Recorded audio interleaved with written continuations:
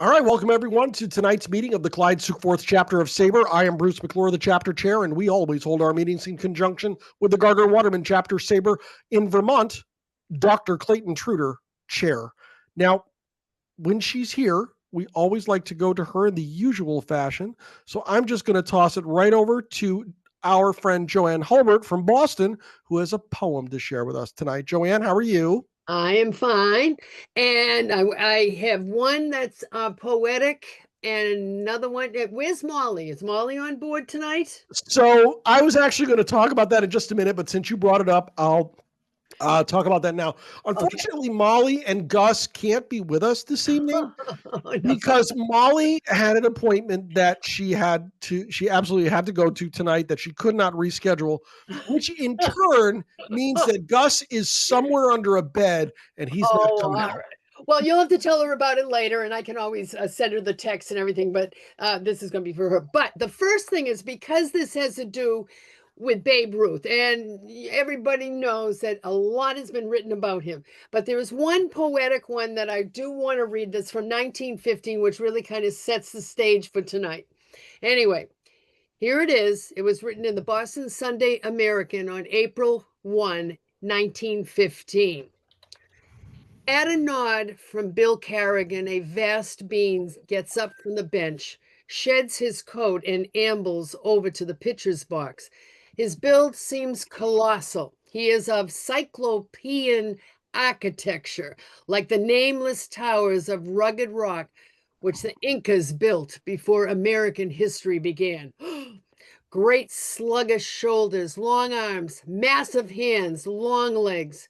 As he stands there with the ball in his hands before winding up, you might think he lacked the spring and fire of a great pitcher, but as he untwists himself from his twist and the ball shoots from his left hand, you amend your opinion. Nature built this giant specifically to pitch. Somehow or other, he contrives to put the whole weight of his great body into the delivery. The path of the ball is rather low, and such is the speed that only a quick eye can follow it. This was written for the paper by Julian Hawthorne. Now, other than the fact that Julian had just recently before this gotten out of federal prison, but that's another story Oh, that we Lord. can later. But anyway, that's another story. But anyway, Julian Hawthorne, if the name rings a bell, Hawthorne, Julian Hawthorne was Nathaniel Hawthorne's son, who also really wanted to become a writer. And he did in a very short bit of career and all, but he was at spring training and saw Babe Ruth, and this is how he described him. Love it. But this is for Molly. Okay, this is another poem.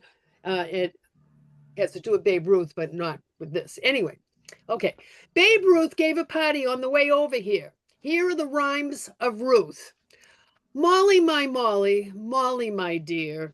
If it wasn't for Molly, I wouldn't be here.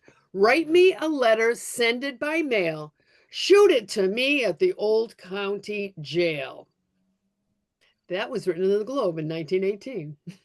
Okay. It was said that he was the one either wrote it or he at least recited it, but it is attributed to him. So there is your Babe Ruth poetry. So for those of you who don't know, my wife's name is Molly. That's where that comes from. But while we're on the subject, and I'm going to stay with you here for a second, Joanne. Yeah. You had emailed my wife last week about turnstiles. Yeah. Tell us a little bit about turnstiles and whether or not it is still open for contributions. Okay. Well, here is a copy of one of the turnstiles. Anyway, we've been doing this for, I don't know, 5 or 6 years. We are now in the process of putting together Turnstile 5, which is why I, of course, emailed Molly because she had written a poem.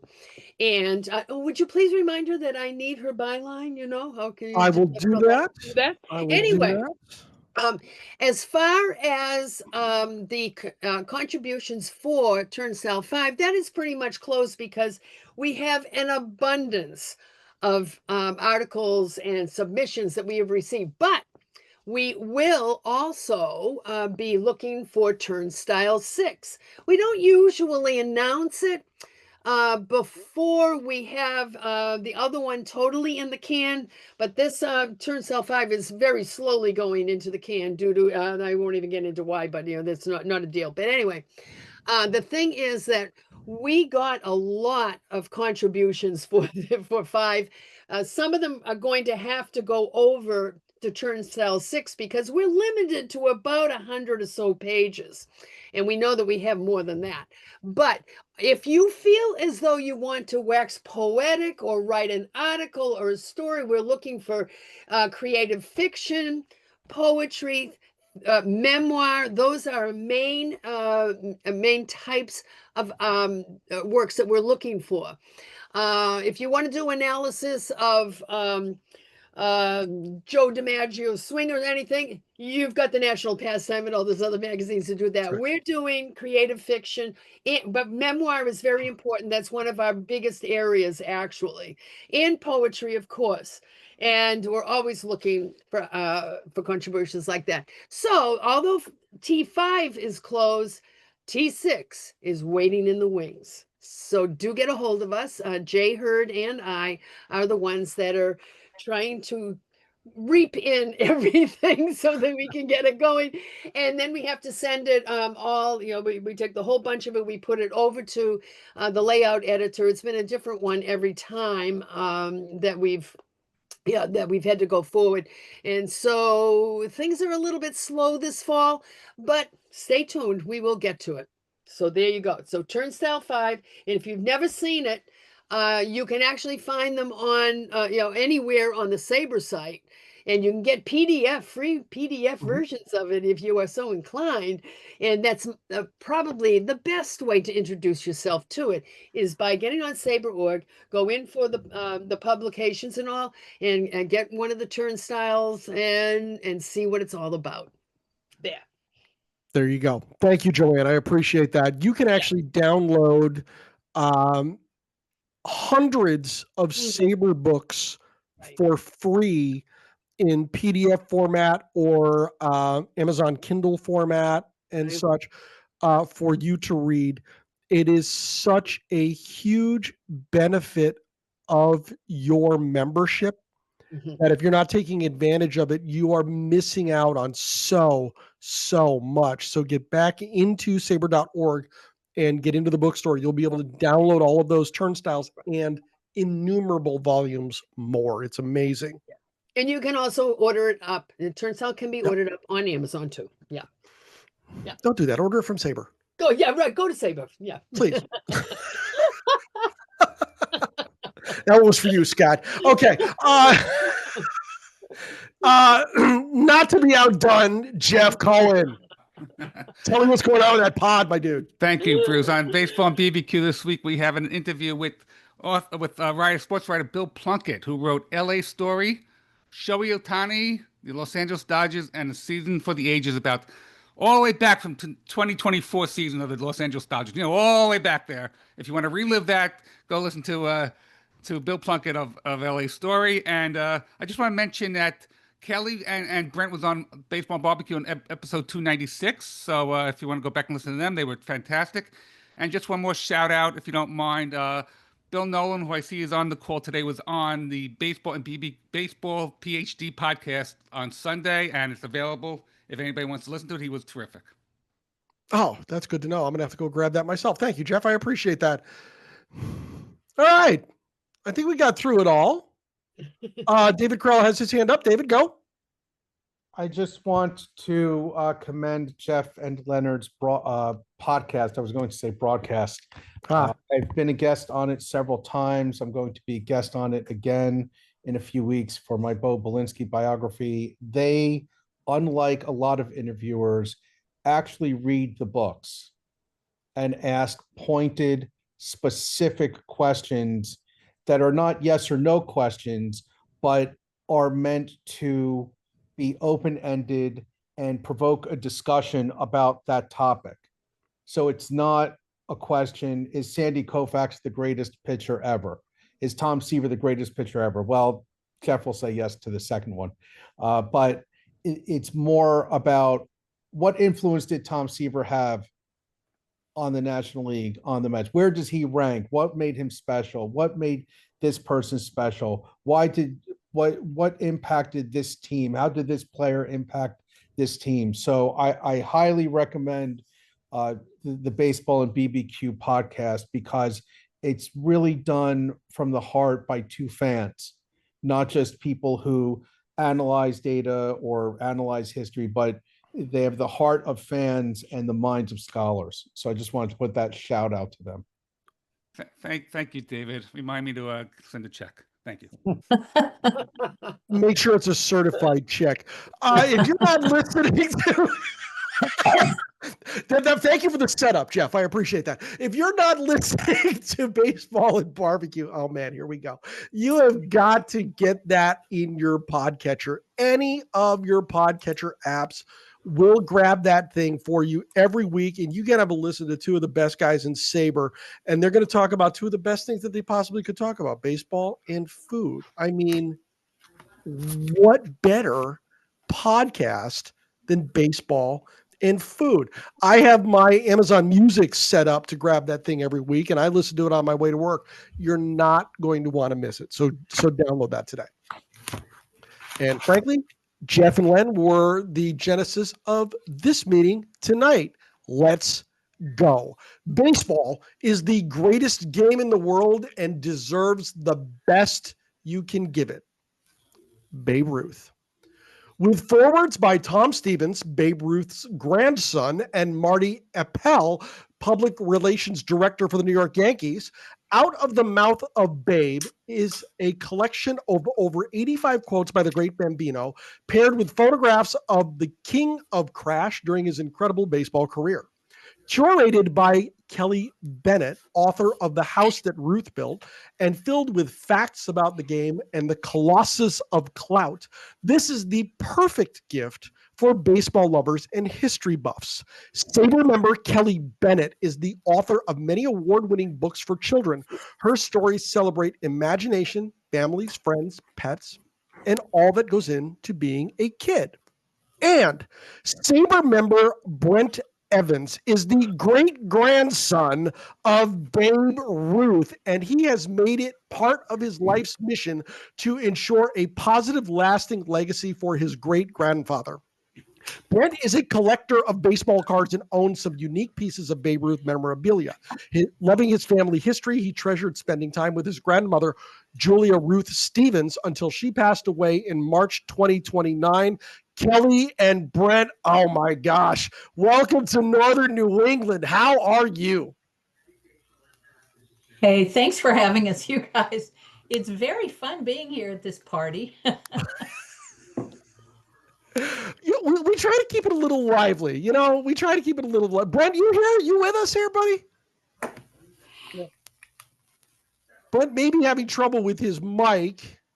You okay there, Brent? Can you not hear me?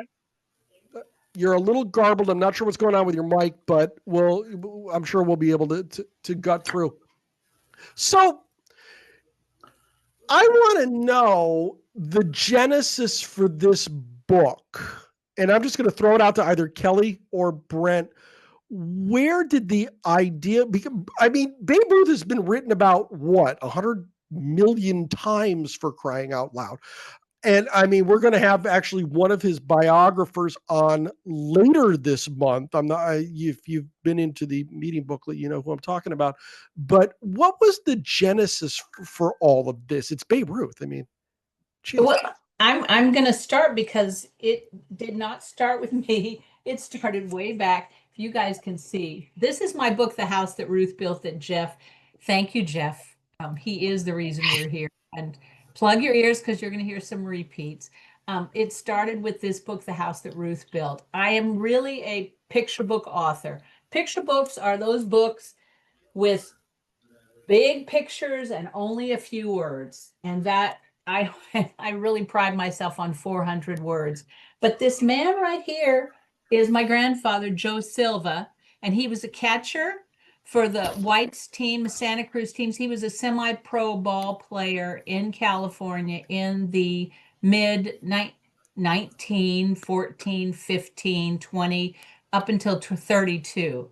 And Poppy, who I have all of his catcher equipment, he played against Babe Ruth on those barnstorming tours. And the truth is, when I was a little kid, it was like, yeah. But baseball was the playlist of our youth. And you know, it's so cool. And I'm just going to say only one nice thing, but listening to Jeff and Lynn's podcast takes me back to listening to baseball when I was a kid, because they so sound like announcers when they're on the radio with their jibber jabber. I really enjoy your podcast.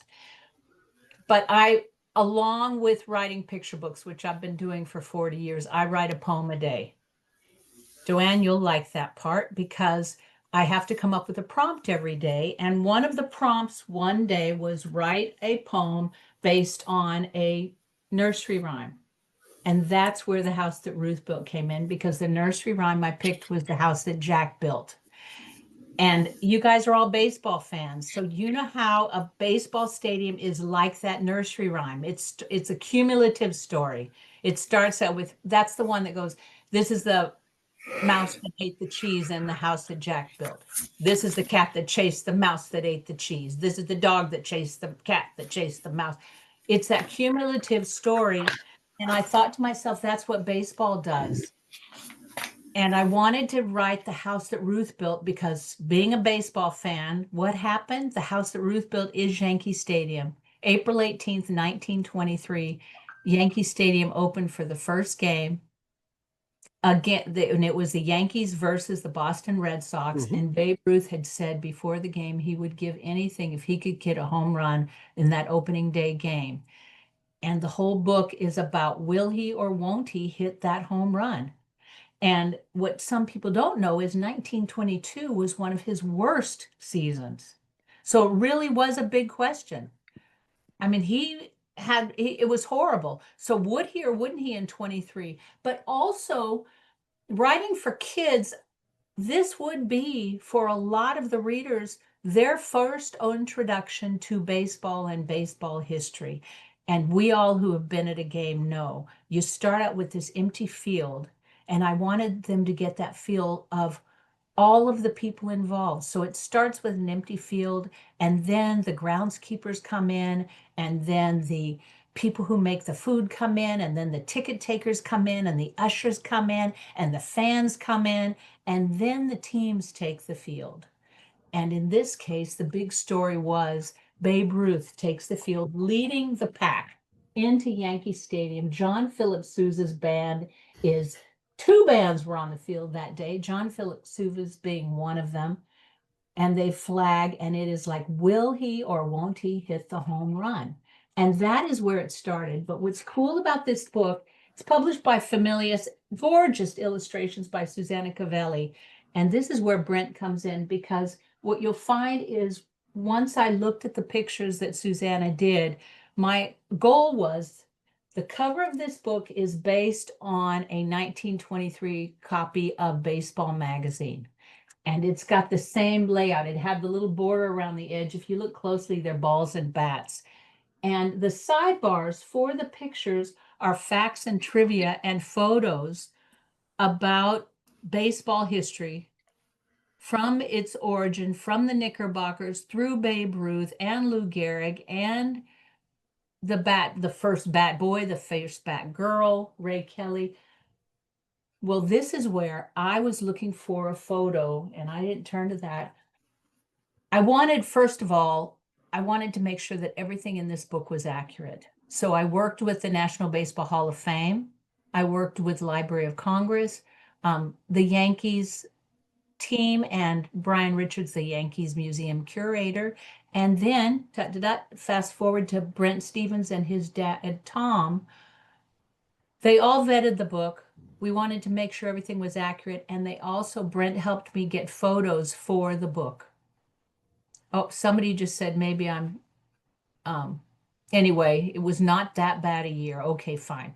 But I met Brent while I was writing the book, and what I do know, and I'm going to let Brent talk here, is after this was done, and we sort of had some exchanges back and forth, and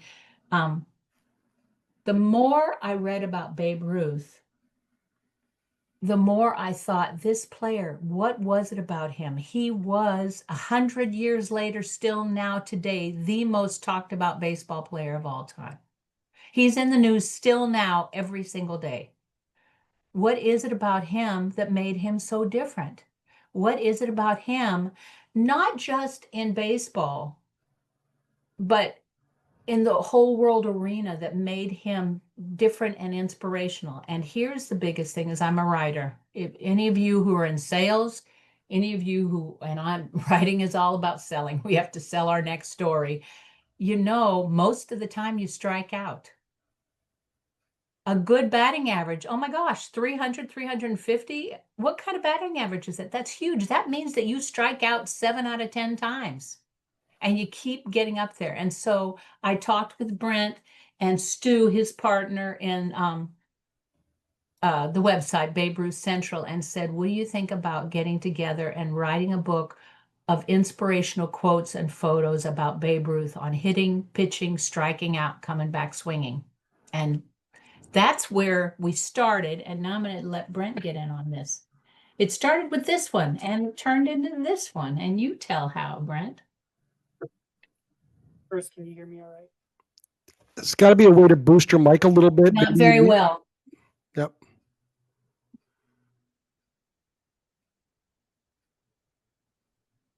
While we're waiting for Brent, I noticed that one of the endorsements of the book, between the fun story, the informative facts, and the amazing illustrations, The House That Ruth Built is a great introduction to baseball, Yankee Stadium, and Babe Ruth for children. And that endorsement is by friend of our chapter and the patron saint of baseball research herself, Cassidy Lent. Cassidy, if you're watching this, we see you. Brent, can you, how's that mic going? How does this sound? There you go. All right. Great. Good. Thanks for everyone's patience. First, since you couldn't hear me earlier, it's great to be here with all of you. Appreciate And it. I'm actually originally from New Hampshire myself. I live in Georgia these days, but still consider some key roots being up in New Hampshire. Yes. So as Kelly mentioned, co-created Babe Ruth Central with my business partner Sue Dressler, and the genesis of that site was one day my sister came home from high school in tears, and she pulled out her American history book, and there was an excerpt in there about Babe, and it said, Babe hit 60 home runs in a season, and 714 in his career, and he was also an alcoholic and a womanizer. And first of all, that's not totally accurate. We could go into that later, but it was a big motivation for me to take more initiative to make sure that my great-grandfather had a lasting positive legacy. And so Stu and I went to work and building what I kind of look at as almost like an online museum for my great-grandfather. And it's been such a great experience, not only in developing it, but just the ongoing interactions that I've had with fans over the years. It's been just a great source of connection with a lot of great, historians, good friends with a lot of folks as a result of creating Babe Ruth Central. So one of the people that did reach out to us through the site was Kelly, and shared with us about what she was working on, and always willing to support those that are willing to ensure a positive legacy for Babe as well. And of course, a kid's book is always a big draw for us, for sure. So we helped Kelly from a proofreading perspective, fact checking perspective, and as well as any content we could provide.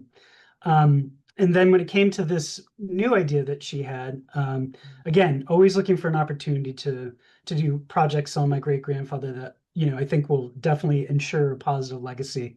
And there's no doubt with what Kelly had in mind that it would certainly fit that requirement. And, there's, as you said, Bruce, there's been so many books done on the Babe, but I think just the combination of all the different elements together this is new from that perspective of as far as the photos, the quotes, the historical information, just the general facts and tidbits that all kind of got strung together in this just very holistic, seamless experience on the Babe in this book. And so it was just such a great project to work on with Kelly. You know, she's been a great partner throughout this whole journey.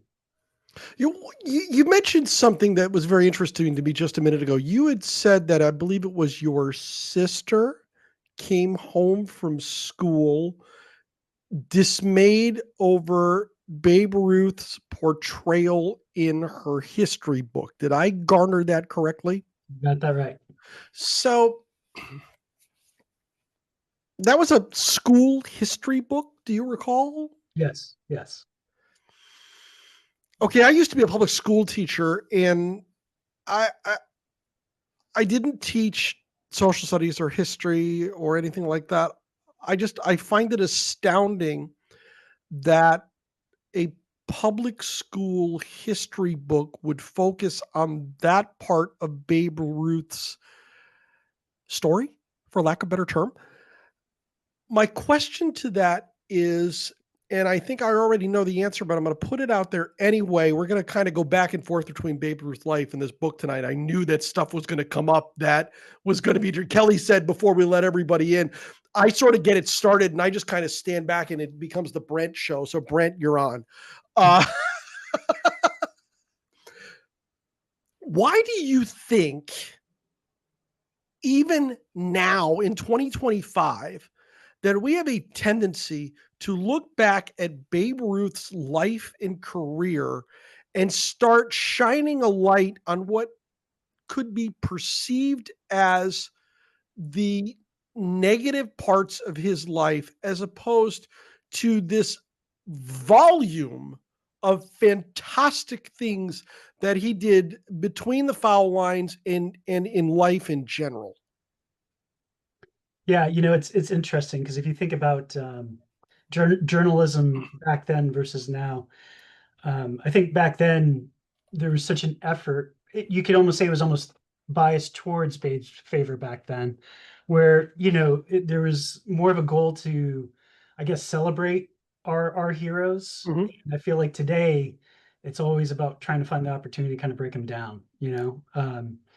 And I think that it's so often these days around the attraction to the salacious aspects and getting those clicks. And granted, this was a physical textbook, but I think that the same concept kind of applies where we're trying to kind of just break down our heroes more these days versus back then we really embraced and celebrated them as much as possible. That's interesting, because in my mind, I'm looking at that and I'm saying to myself, what good does it do to break down his legacy of being that hero on the field and to children and to New York City or Boston? What good does that do? I don't think it does any good, except to make somebody feel great that they might have told a story that would have hurt someone's feelings. I don't know. Mm-hmm. But Well, go. yeah, just to kind of elaborate on that, Babe certainly has that reputation, and I'm not saying that there wasn't a part of his life where that was certainly a key or an aspect of it, but you also need to take into consideration just the individual. He grew up in a boys' home, right, for almost all of his childhood. And he went to bed many nights starving, um, and he comes out of St. Mary's, and within a couple of years is one of the biggest sports celebrities out there. And he went from truly rags to riches. And I kind of think like, well, what would I have done in that type of situation? First of all, everyone has their experiences in college, and they get a little crazy, right? And for this individual that kind of lived an extremely sheltered, limited life, to all of a sudden be able to experience whatever they wanted and have everybody, just love him. And he was well known, as someone that embraced that love and appreciation. It really built him up. He just ate it up. And so I have no doubt there was that aspect in his life, but that should not characterize the person as a whole. And it wasn't who he was for his whole entire life. Ultimately, when he married my great grandmother, Claire, she did get him in line. And I think he ultimately appreciated and respected her for that. So. I just, the Babe has been dead. I can't even count how far back that is. And I'm a math guy. There is nothing good comes out of tearing him down. He's one of the pieces of the foundation on which baseball is built. And along those lines, so now we go from the first book to Out of the Mouth of Babe. Now you two work together. There it is. Kelly, say something so we can see it on camera. Can you see it? Here's the cover, Out of the Mouth of Babe, as we call it, our little tiny but mighty book. It's just this little sort of a gift-sized book that for any of you who haven't seen it, it's full of, what we did was it's sort of like a 5-layer club sandwich, because the chapters of Babe's life are slices of bread in between photos and inspirational quotes. And I'm going to, about Babe, and there are big quotes, things that Babe said, which is the greatest curveball in the world, isn't worth a thin dime if you don't know what to do with it, is just one of them. A fella's got to have more, he's got to know his onions. A good player never stops until he's actually out. Coupled with anecdotes about the photo or inspired by the photos. And chock full of quotes from other players and a lot of sports writers about Babe Ruth. So it's what I told you. So I write little snippets. It's written so that you can sort of, and it's written so that you can just flip through and read a little bit and find out a little bit about Babe and maybe find a little bit of inspiration for your life. This is a guy who voluntarily, when everybody across the board says he saved baseball. If you think about it, he did save baseball. It was the Depression. It was the scandal, the Black Sox scandal came. A lot of people were very down on baseball. The thing that they were not down on is this guy who did not get the memo that said you should not hit the ball out of the park. They say the only thing more fun than watching Babe hit a home run was maybe watching him strike out. So suddenly, while he is on the Red Sox, and we know, now think about it today. Think about a pitcher on the mound today saying, I really like to be in the game. So instead of having 5 days off, what if I can be in the outfield every single day because I want to be on the field and the players want to see me? We got somebody like that. His name is Shohei Ohtani. Yes, except that he does. And you know what? It took 100 years for somebody to come along and break Babe's record. And that is really what it's about. So what we did was we put together, and it is not chronological order, which I think it's so funny because it mystifies people. And it is a big deal because me as a writer, Babe Ruth, they actually tested him to see how come he could hit. They put electrodes on his head and they had him go through this battery of tests. And he actually literally did. His timing was faster than the average person. His timing was faster than any other baseball player. So that's kind of what it is. I'm gonna stop because I could talk forever, and you have questions. That's the whole point, is to get the two of you to keep talking here. Look at this. because if I sit back and do nothing, my job gets easier. But well, then you got the right person. Although I'll let Brent. He was the first player He was the first superhero action figure. Yes. Period. Before Green Lantern. And you talked earlier to Brent about why did people denigrate him? What do people do to Superman? The whole idea of having a superhero is you have to spend your life coming up against anti-heroes. You have to find his kryptonite. And that is what writing is all about. How boring would Superman be if there was no Joker going up against him? And that's sort of what the writers were. They're looking at digging in there, trying to find something wrong with them, because that's what we want to hear. That's what readers are looking for.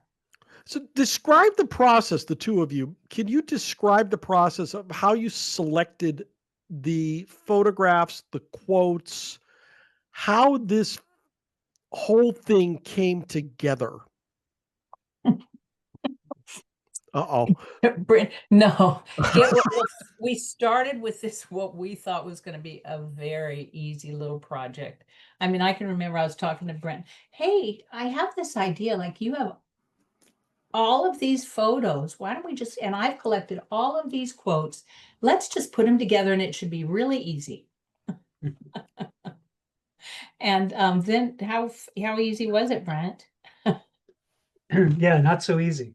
I think it took years ultimately to get through this project, but I ultimately think it was definitely a better finished product as a result. As Kelly said, that was where we started, is like, let's just take quotes and photos and bring them together. And then Familius, the publisher, said, hey, it would be good to throw in, some biographical information and additional snippets along the way. And again, that's what I think really makes it truly unique, is just all of those elements kind of coming together.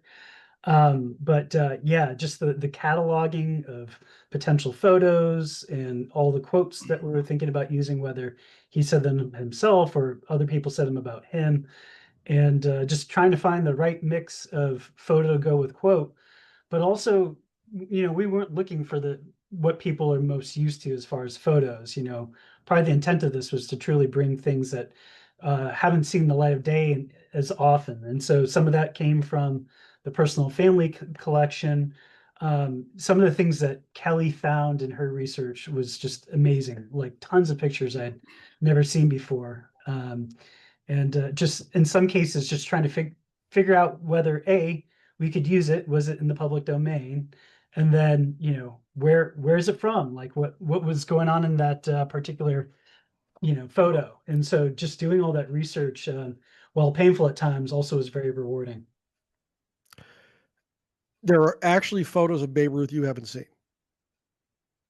Well, before, yeah, there is Wow. definitely a few for sure. So Because if I'm your collection is rather extensive.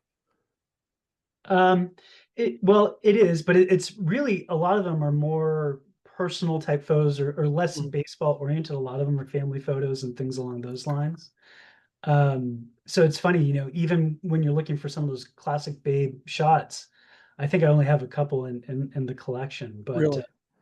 but one of the things that Kelly and I really wanted to, here's a good example. Kelly and I, and Stu really wanted to make sure that we focused on Babe, the human being, both, the great aspects as well as his flaws. But, on the great aspects, one of the things that I'm personally very proud of when it comes to Babe is just how open-minded he was in a time in which, it was still very much segregated. He was actually the first person to have an African-American guest in the Yankees clubhouse. Billy Bojangles Robinson was a friend of his and was that first guest in the Yankee clubhouse. He, of course, he did a number of barnstorming games against Negro League players. My dad likes to say, a lot of people say, well, he never played against African-American players. He did, and he was actually very successful. In fact, there's a story my dad likes to share about, of course, I'm just totally blanking on his name at the moment. I'll come back to that story. But to my point, he was very open-minded, and he definitely embraced all different races. And that being said, Kelly and I were trying to find a photo of Babe with an African-American player. And we had such a terrible time trying to make that work. We did find a couple with him with African-American fans, but no players. And finally, we did find one. But we're trying to understand, like, why was it so difficult to find a photo? We did not expect it to be that difficult. And you know, that was actually something that was prohibited from happening in white newspapers. And I think, Kelly, someone even said something when it came to African American newspapers. I just don't think they necessarily had the ability to take a lot of photos, just, you know, having access to that type of equipment to make that a part of the ongoing newspapers. I don't know if there's anything else that people share with us along the way, but I definitely found it very interesting to learn that it was very intentional that there, you know, there wasn't photos of Babe with African American players. You guys, if you go to the Library of Congress, and first of all, in the forward, we acknowledge if it was not for sports writers who traveled with the teams and newspapers in a day when there was not radio to start with, and then there was no TV, they would put out 4 or 5 editions of a paper every day to just update on American baseball. And so those sports writers had a lot of inches of space to use up, and they used a lot of it up on Babe. But thank heaven that newspapers have kept their archives. And the Library of Congress, you can find all of these great papers. What is suspiciously absent is if you find, we were looking up, specifically there's a photo in the book, and I had my little napkin in it and it fell out. But there's a picture of a player with Babe Ruth, the only one that we found. And we have a lot of Babe historians. Let's call out to Tim Reed and Bill Jinkerson, who helped us. They are like baseball detectives. These guys would look at a photo and find out what field it was based on the trees growing there, and what year the uniform is based on the buckle they had. We tracked on that. We believe this one player was John Kaysen, who was a catcher.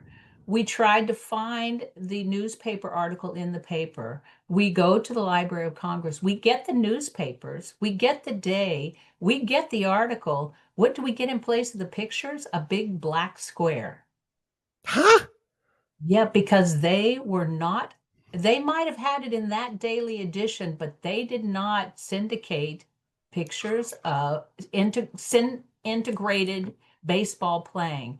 And then the other thing, Brent has lots of pictures. Okay, we have to call out to Stu Dressler, who's the third party person here. I was going to actually have you talk about Stu. Thank you. Because Stu, though he's the silent man here, he is the techno god. He did the backgrounding of all of our photos, and we had, I will tell you, hundreds of photos that we wanted to use. This is the thing that silly us didn't know walking into this project, and maybe none of you know. The person in the photo does not own the picture. So Julia Stevens' collection and the Ruth family Stevens collection have a lot of pictures that were given to Babe Ruth or given to the family, but the person who owns those pictures is the photographer. So we had to go, it didn't matter how great the picture was, we had to go back and get permission from the photographer. If the photo was before 1928, it might be 29 now, but for our book, it was 1928. That's in the public domain. You can use it if you have a photo, but that is if you have a photo that's a high enough quality to publish it. So we had that. So Stu, he had to go find the photos. Then we were tracking down who owned it, in cases finding the photographer and where the photographer was. And think about it, pictures that are 100 years ago, where are those photographers? Where's their family? Who owns the rights? So it took us a lot longer than we thought. And then Stu had to make sure that they were high enough quality that we could put them in the book. And I don't know, I'll stop. It was really, we want weekly meetings going, we can't use that one. We can use this one. Let's find a new one. It was fun. Yeah, Yeah, I'm sorry. Go ahead. no, please, Bruce, go ahead. I was just going to say, I'm sorry that Stu couldn't make it this evening. It was a shame that we couldn't have him on. I'd love to hear part of his involvement from him as well. But Brent, you were saying. Yeah, sure. So first I saw Joe mention 75 years, and it actually depends on the content. What we actually found to keep us out of trouble on this was actually, I think, 95 years, right, Kelly? Was what we had to adhere to. But anyway, yeah, so Stu actually, I worked with Stu at General Motors a while back. He actually hired me for a project, when I came out of grad school.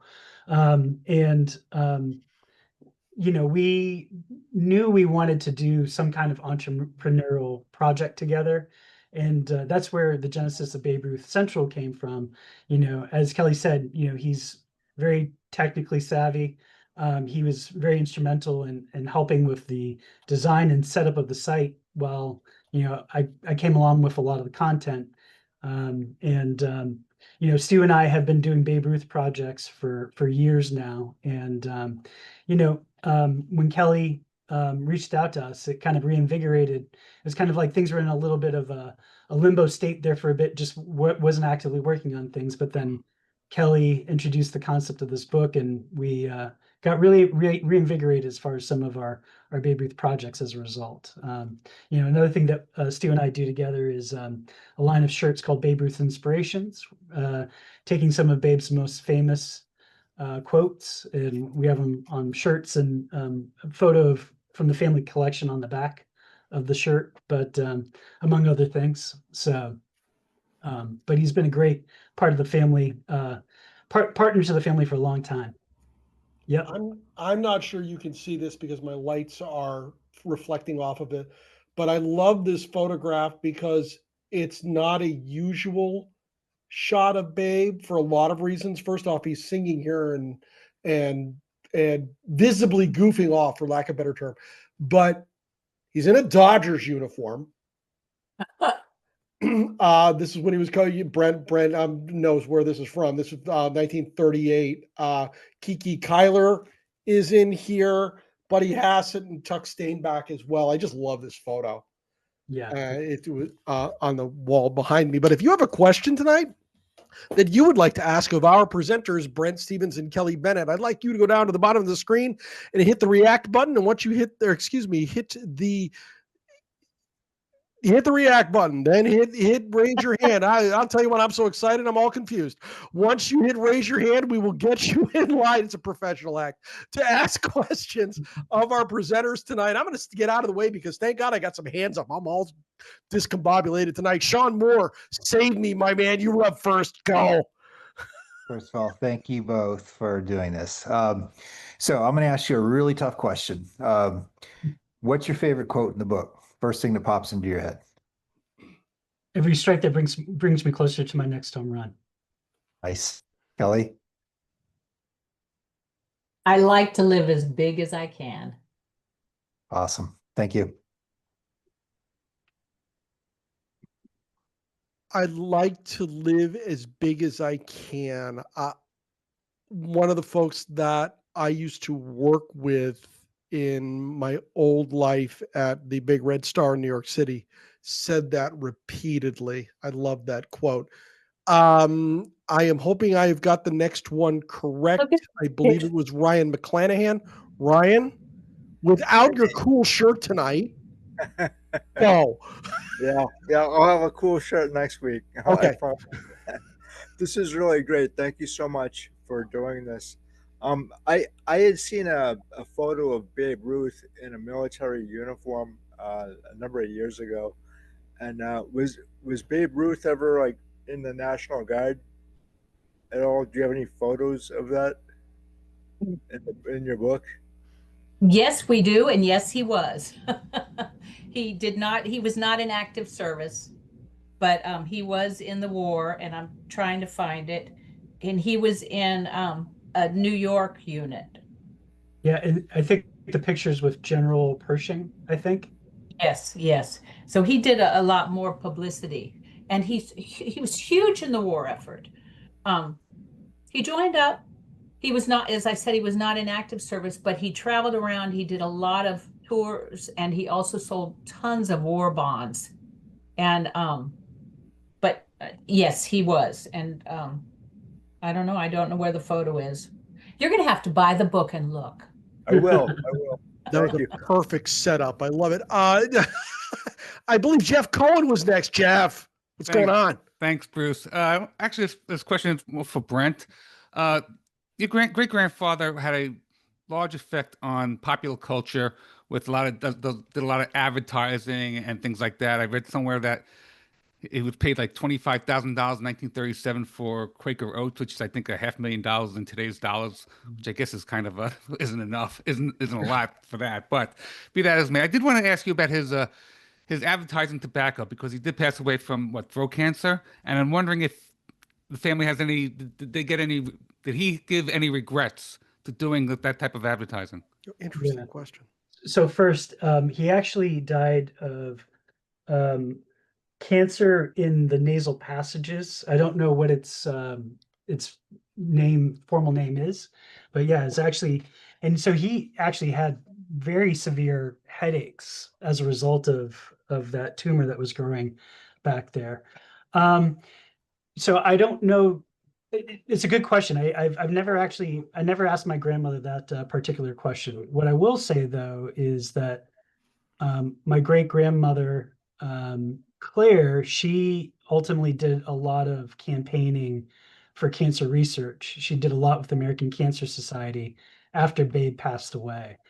But yeah, I would imagine he would have, had he known more at that point in time, he would have, I'm sure Claire would have definitely got him in line on that. Mm-hmm. Yeah, not totally certain of that though. Back then, I guess they didn't know the dangers of it, but you Right. know, as research goes on. Well, thank you very much, Brent. Yeah. I'm going to make myself sound a little bit smart here. I had help with this. Nasopharyngeal carcinoma. Thank you. That's it. I don't even know if I said that right, but there you go. That's the genesis of his demise. Next up is the editor of the Elysian Fields chapter newsletter, Craig Garrettson. Craig, what's going on tonight, man? How Hey, you doing? it's going great. Good to see you. Thanks for doing this. My first question, well, actually, just to cap something you said about Ruth getting those battery of tests. They gave the same battery of tests to Albert Pujols, I believe, in 2001 or 2002, when he was kind of the best player in the game at the time, and he, basically tested as well as Ruth did. And at the time, the thought was, Pujols. The headline kind of was Pujols tests as well as Ruth, which shows that Pujols would be a great player. But I often think about that when people talk about how players in the 1920s are playing against guys who carried luggage in the off season and wouldn't be able to hit a fastball today and all this other stuff. And it just, Ruth did as well on that test as Pujols did. So we can assume Ruth in 2000 would have been a similar player to Pujols at least. So it's interesting that they gave them both the same test. But my question is, Yogi Berra famously said, I didn't say everything they said I said, something like that. Yeah. And I'm sure there have been many, many Ruth things attributed to Ruth. Did you find anything that was really good that you couldn't use because you couldn't attribute it, or turned out not to be Babe Ruth and was actually somebody else, but it's been misremembered over the years as being attributed to him? So Kelly, I'll have to defer to you on that. No, I'm going to say no. Nothing that was really significant. I will tell you that on purpose, we did not put in quotes about drugs, sex, or rock and roll. We really wanted to make this a book. So there are some things that we left out, that some quotes that you'll find in other books that you'll really enjoy reading, but you won't enjoy them in here. I was going to say you can have a part 2 for the adult only version of part 2. There you go, the little R-rater. Oh man. So there you go. But here, since I've got the microphone, here is that picture of Babe Ruth in uniform, and it was in 1924, and he was in the 104th Army Regiment out of New York. So there you go. And the quote for that is, a game of baseball is like a battle, just like war. It's a battle of defense against offense, and the best organization wins. There you go. Few things in the chat that came up. There's some great comments. Dixie Tarango, brilliant conception of a topic. After 50 books about the Babe, what was really left for anyone to write about now? This is really perceptive and looks like it has been illustrated perfectly to fit simple concepts and provide great entertainment. Congrats to the authors on several levels. So that's a real nice compliment from Dixie. Larry Pucciarelli in the chat says, I don't think Babe's reputation suffers much because he had flaws. He stands out amongst all other baseball gods. The way he finished not being able to get a managerial job seems very sad. Brent, would you like to comment to that? Yeah, that's definitely Babe's biggest disappointment as it relates to baseball. And, going back to, Babe's open-mindedness around race relations, we definitely feel like that played it was a contributing factor to that. In fact, Bill Jenkinson, who Kelly mentioned earlier, Bill Jenkinson is one of the most thorough, fact-based, of course, all historians are fact-based, but this guy was originally an actuarian. Then he actually, started his whole path with Babe looking to disprove that he was the greatest power hitter out there. And I mean, the guy poured through newspapers upon newspapers throughout the whole entire country to kind of look to disprove that Babe was, the best power hitter. And actually, he came away from that with a very different outcome. And he was actually more convinced than ever as a result of his research that Babe truly is the best as it relates to power hitting and distance. That being said, Bill has always very, very much stayed by the facts, and he's written a number of articles on Babe as it relates to race relations. And Bill also found that, there was a couple of offers that were actually on the table, and then all of a sudden they just kind of mysteriously disappeared.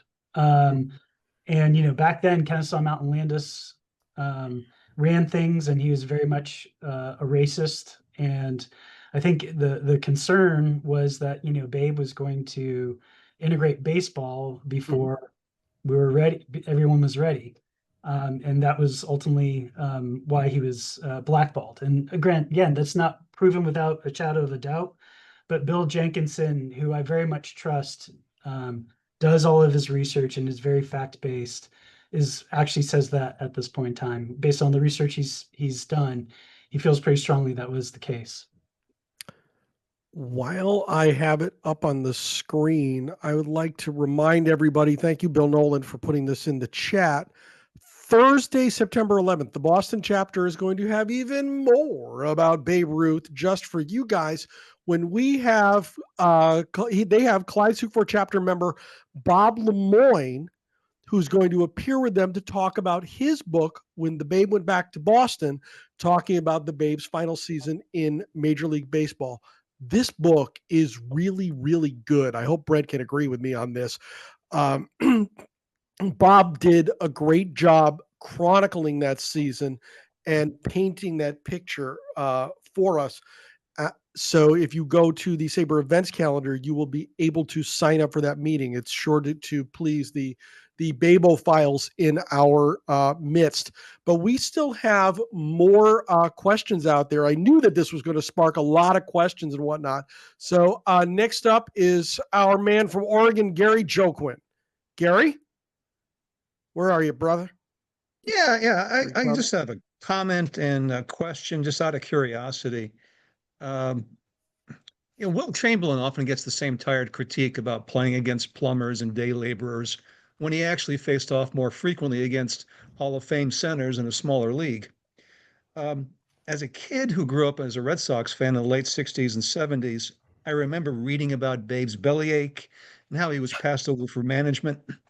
And then 33 years later, 33 years ago, I read about Roger Kramer's 1992 biography, Babe, the Legend Comes to Life, which described the womanizing. Despite these obvious character flaws, I still marvel at the impact they had in the game. His stats are unbelievable. I'm just curious, what is being written about him today that is worse than the facts that I just listed? And where is most of the new criticism coming from? Ah, that's a tough one. I think there's nothing specific that necessarily comes to mind. I think it's, and not to say it's all negative by any means. I mean, there's a lot of absolutely positive articles for sure. I think again, it just kind of goes back to trying to kind of take him off of his off the pedestal just a little bit. But some things that kind of come to mind. There's been a couple of movies on the Babe, and this is going back at this point quite a bit. But the Babe, one thing that frustrated the family as it relates to the movie The Babe with John Goodman, who absolute respect for John Goodman, but there was the opportunity to consult my grandmother throughout that whole entire movie, but they never really solicited her input. And so seeing that movie, there's just, first of all, it's not a great portrayal of the Babe. It was so inaccurate. It was a very frustrating experience for the family. But I think, perhaps just in more recent times, I think it's just more of that ongoing association with alcohol and women. I'd say, that is a standard. If it's not in everything, but if there is going to be kind of a negative reference, it seems to be those things. So I told you that this group has great questions. Yep. So Yep. now It's I'm good. not sure if I'm going in order. So if I'm not, I apologize. I think the next one up was Michael Kane. Michael, how are you? Good, I'm doing well. I got a question for Brent. Brent, I live in Sudbury, Massachusetts. As you well know, Babe Ruth had the home plate farm here in Sudbury. Wonder if you have visited the home plate farm. I have not. It's haven't had much opportunity to pass by that way per se, but it's one of the things that's definitely on my list to do for sure at some point down the road. But I would love it. I assume you've been there. Yeah. I just did a lot of research on it. I think it's his time in Sudbury. It's not covered very well, even in the biographies. Just did a presentation for the 9 online conference on it, and the previous owners, the Gavins, fixed the house up great. I mean, it looks fantastic, and they're also found a lot of very positive stories about Babe Ruth from Merton Haskell, who was his neighbor, about him having parties and busloads of kids from orphans coming in every year that he owned the house, and very good stories about him palling around with a lot of the kids in the Sudbury area. So, and Kelly, you're absolutely right about his 2019-22 season. He did get a lot of heat, for that. They had the Back to the Farm dinner that his handler, Christy Walsh, put together, talking about going back to Sudbury to get in shape for 1923. But really enjoyed this presentation. Thank you very much. Thanks, Michael. And Thank you. actually, one of the photos I mentioned that I hadn't seen before was with Babe at the Sudbury home. I'm thinking, Kelly, I'm thinking of the picture with the huge log. Well, not even a log. It was the tree on the shoulder. Yeah. Brent, I just purchased that. I purchased that for my presentation. I purchased Oh, excellent. I love that shot, and it has the house in the background and him on the team of horses and the logging. It's so I did buy it off of the Getty Images, and if you go up to Getty Images, you'll see there are 3 little videos. They're about 25 seconds each of his time on the farm. The dates are wrong there. They were, in the 20s, but I kind of wondered, how did those videos get used, right? I mean, were they inserted into like movies, like intermissions or things like that? But there's some great images up there at the Getty site. If you type in it's Babe Ruth Farm, you'll find them. Good feedback. Thank Great. you. You're probably Very good. I think you're probably right about the movies. Yeah. Mike, is that farm? Do you know if that farm is open to the public? No, it's not. I mean, you can walk by it, and then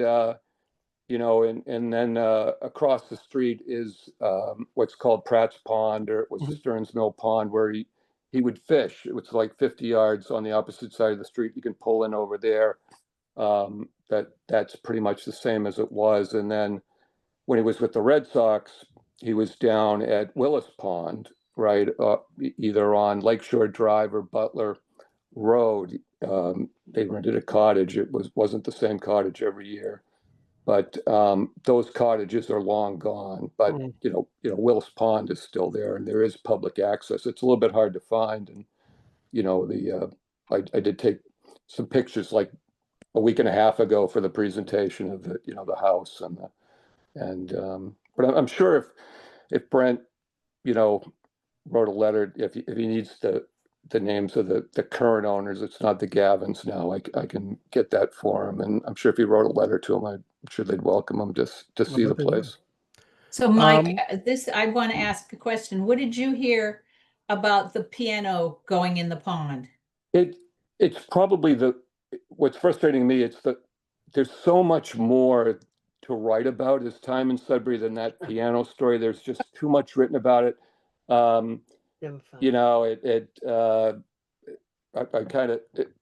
It seems like, well, they pushed, they had the party, the ice was frozen, they pushed the piano down the hill, they couldn't get it back into the cottage, they left it there and the ice melted. And then you read about some kids in the 70s, that found a piano, whether it was Ruth's piano or not, who knows, right? And they took some pieces out of it, tried to burn it, threw the rest of it back in the pond. And then there was a guy called Kevin Kennedy.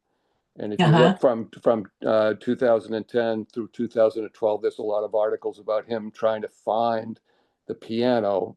And he got a little bit confused because he thought it was Lakeshore Drive. And then people told him it was maybe, check Butler Road. And they did find some pieces of the piano in there at the Historical Society of Sudbury, down in the archives. They're not open to the public, but who knows if it's Babe Ruth's piano. But far too much there's just so many other kind of great stories, I think, that should be written about it. It's just not covered very well, Michael, send me an email about that presentation. I want to talk to you about it.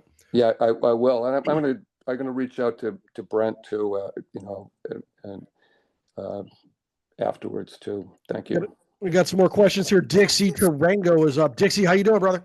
I'm doing fine. Hope to see Gus. I haven't seen him yet myself. So Molly did come in late with Gus. He was on camera. Oh, there he is. Okay. His consecutive meeting streak is still alive. I just want that on camera now. Go. He's living large like Babe. My question is about the book production. You started off with a fantastic idea. You had all kinds of fabulous things to put in the book, but then something hit the fan, and that is all these technical things that you didn't have any idea about that you would have to deal with. Give us one or two instances of where you sat back and said, we have to do what? With what? Anything. I tell you the biggest one. First of all, you all need to get the book, but Brent's biggest complaint is how tiny the print is. And so you do need your microphone. I mean, your magnifying glass to see some of it. We wanted it to be a little small book, but I will tell you the biggest thing that happened to us in production of this book. First of all, two things. One of them was, imagine all of these photos. How do you lay them out? How do you lay out a book? And that's where the writer nerd came in, because we really had to talk about, we didn't want it to be chronological. How boring is that? We didn't want it to be team-centric, although the slices of biography are sections of his life. And it came down to a writer. And there, if any of you are writers, there's a big rule of fiction where there's a thing called the soggy middle, the middle of the story, where you know where it starts, it's exciting, and you know where it's going to end, but in the middle it kind of droops. And finding that middle was the hardest thing, because nobody I mean, that's where you blah, blah, blah, blah, blah, until we realized that the middle for Babe Ruth, the secret, they say they call it the secret. There's a secret that the reader doesn't know, and that the character doesn't know, that makes all of the difference. And the secret for Babe Ruth was that after he died, he would live. Like all of us living our lives right now, how can any of us know that after we die, we're going to be somebody? And so once we realized that the secret for Babe Ruth, and I'm sorry, I'm flipping through my book, but the secret for Babe Ruth, that middle, soggy middle, was that after he was finished playing baseball, he would still continue 100 years later to be so influential. Still awards being named after him. The Babe Ruth Baseball League still after him. Shohei Ohtani after him every single day. So we put into about the middle of the book, about that soggy middle, is Babe Ruth's big, huge Pulitzer Prize winning Nate photo of him retiring. And so, and that's, if you think about it, the front of it is what he did during his life. And we laid them out on, and you won't see it in the book, I hope, but for me, in my writer brain, was laying it out on him as an individual, some achievement, a team level, some achievement, a down spot and coming back again, but really the second half of, and then how does he still live? What was so different about him? The fact that he would stand on a roof. Think about a baseball player standing on a roof in LA, first of all, sitting in a room, autographing thousands of baseballs, but then stand on the roof and hit them off the top of the roof so the kids down below can catch those baseballs. How many players would do that? He would say yes. And the rest of it was ways that Babe Ruth said yes.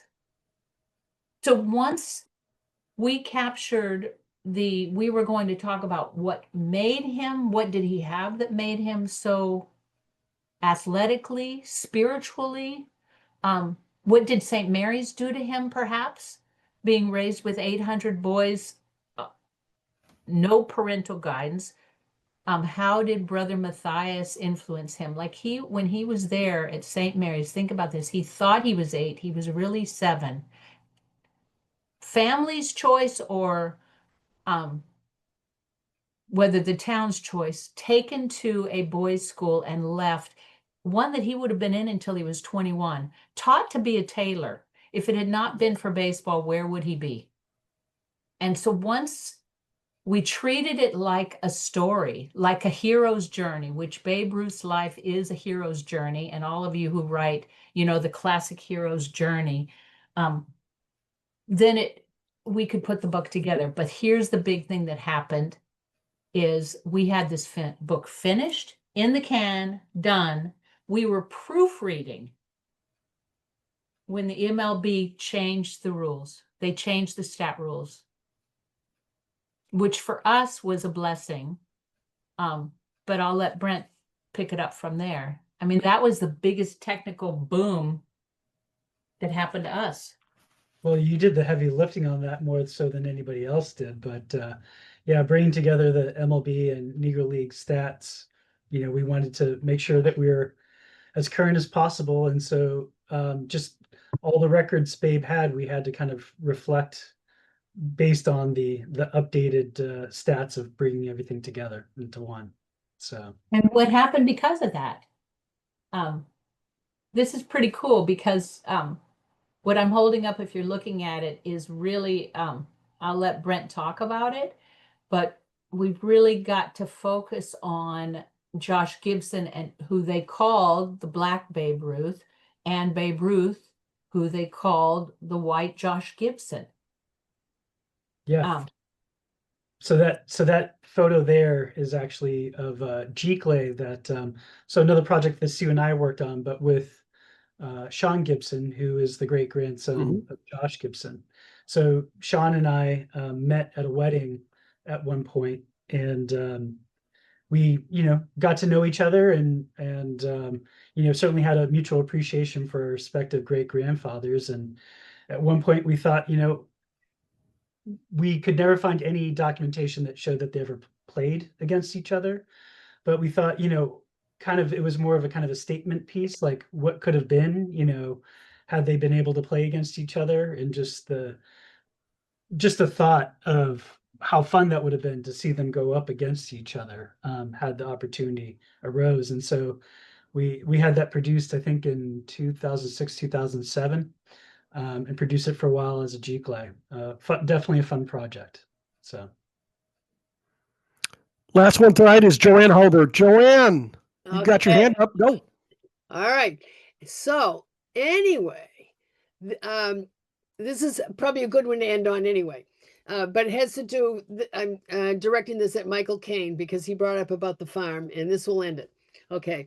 And this was, 1923, the day before Thanksgiving. And the title on the article that went all national, a lot of different newspapers picked this up.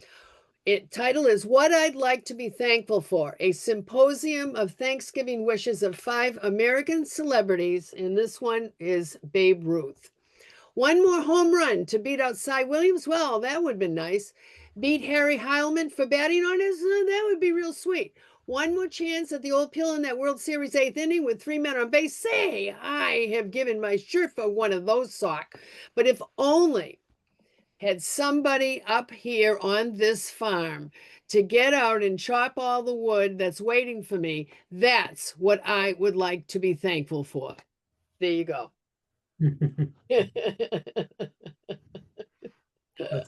That's neat. Yeah. That's fantastic stuff. This has been fantastic. I don't even know what else to say other than this has been fantastic. And I can't thank Kelly and Brent enough for doing this. Really, really great stuff. Brent, tell us a little bit about your website. Sure. So it's Babe Ruth Central, and it's a combination of it focuses certainly on his stats, and some of his records, but it really focuses a lot on Babe, the individual, the human being, and in some parts of it, it's a little bit dated now, but I guess it was initially just clips of interviews that Dan Shaughnessy is on there. Certainly my grandmother is featured quite a bit. A lot of authors for sure. So it's just a combination of just a lot of Babe Ruth content. Also, there's 2 stories, if I may, just real quick. So I was referencing one earlier and I couldn't think of the gentleman's name. It just blanked, but it was Satchel Paige that I was trying to refer to. So the story came from actually Buck O'Neill to my dad. So Babe at one point played against Satchel Paige in a Negro League game. And, there's a lot of rousing back and forth, as they would do in these fun games. But sure enough, Babe hit a homer off of Satchel. And Babe's trotting around the bases. And as he's coming to home, Satchel's there at home plate waiting for him to shake his hand. And I thought that was a cool story. But also, the reason why my roots are in New Hampshire actually can be attributed to Babe as well, because Babe actually got invited to a golf tournament up in Conway, New Hampshire, and my grandmother joined him for that trip. She ended up meeting her husband, her first husband, who ended up passing away, but they actually had an inn up in Conway, New Hampshire for a while. And so anyway, my grandmother settled down roots there for life. And so the family home is actually still up in Conway, New Hampshire. So I'm not far from Conway. That's cool. That's very cool. We have members of our chapter from right up in Conway. So that's fantastic. Good stuff. Good stuff. Kelly Bennett, how do we get this book? Please go get it. Out of the Mouth of Babe, y'all, is published by Familius, and it is available everywhere books are sold. We did send it to SABR, so you know how SABR has the big list of books in your chapter. You can get it there, but also Amazon, your local bookstore, everywhere, anywhere. And please do. Yeah. Last one, Dixie. She's got his hands up. Go. I am pretty sure that there's a picture of Babe playing the North Conway Country Club course where I played a long time ago. But I'm sure I think there's a picture on the wall of him playing. I think you're right. In fact, go up there to spend Christmas every other year and go to the Eastern Slope Inn. And I think I saw a picture there. Yeah. But the course is actually in North Conway as opposed to just plain old Conway. Yes. Good stuff. I mean, we could talk about him forever, but talk about golf.